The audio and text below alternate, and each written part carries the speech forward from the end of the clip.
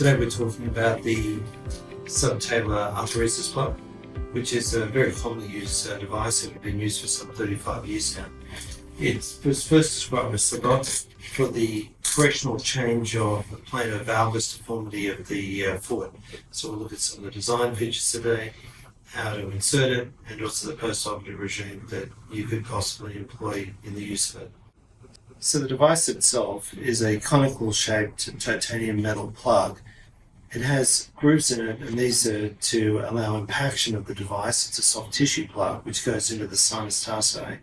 It's cannulated, which allows a wire to be inserted through it, and that guides it into its final positioning within the sinus tarsi.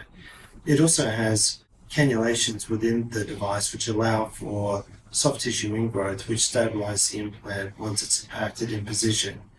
It's threaded to allow and inserted to be placed into it, screwed into position for extraction if required. I generally find to demonstrate insertion of devices, it's easier to have a sawbone model. So the patient is positioned in a supine position with a tourniquet. Generally what I do is feel the sinus tarsi, which is a soft point, and you can find that from the anatomical landmarks. Then I make a little nick over it, generally about 5 millimeters, and then with an artery clip, determine where the sinus tarsi is by bumping off the anterior ridge of the calcaneus here and into the sinus tarsi. And that also allows me to get a bit of an idea of the direction that the implant is going. A guide wire is then inserted down into the sinus tarsi, and generally you find it's about 25 degrees in direction from a straight angle on the, if you were to look from the tibial spine forward, because that depends on the mechanical deformity that you're treating. The wire exits out quite safely on the medial side of the ankle joint, and the little nick is just placed to allow the wire to exit. The guide wire is a blunted wire, and an artery clip is then placed on it thus to control the wire so it doesn't come back out.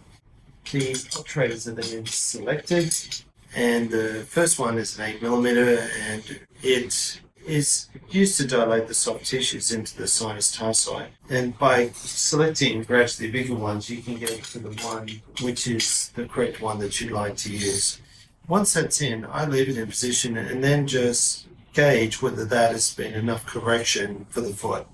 So I would look at the shape of the arch and the directional change of the foot and see whether I've got a big enough device inserted. I tend to go a bit bigger rather than smaller.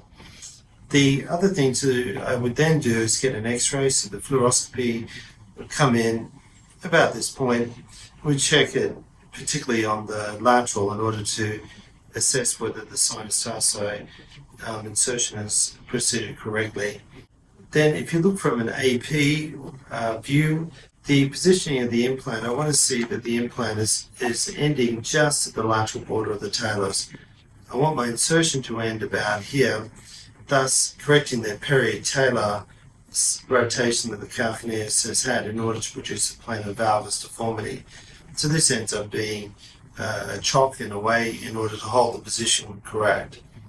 The device of choice is then selected. In this instance I'm using the smaller of the devices, and it's pushed over the wire, and generally I would just impact it with one of the obturators. So it's inserted over, and then a hammer is used in order to knock it into position. Once again, the position of the device can be checked on fluoroscopy, and also the correction of the foot is also determined. The wire then is removed from the medial side. The reason why this is important is that sometimes on impaction the wire can bend, and if you remove from the other side it can dislodge the device. So the wire is removed, and generally one stitch is just placed in order to close the skin with a proline. Local anesthetic is introduced in order to make the patient comfortable, and a firm bandage is applied. So postoperatively, the patient is placed into a cam boot, such as one like this. They're allowed to touch weight bearer immediately. I think it's important not to wait there fully straight away because we want the device to ingrow and we don't want to risk dislodging in the early phases. Depending on whether it's a child with a flat foot deformity or an adult, the device might be removed. I originally removed the adult ones, or at least when they're painful, which appears to be on a significant proportion of times. It's rare to have to remove them in a situation when you've got a child.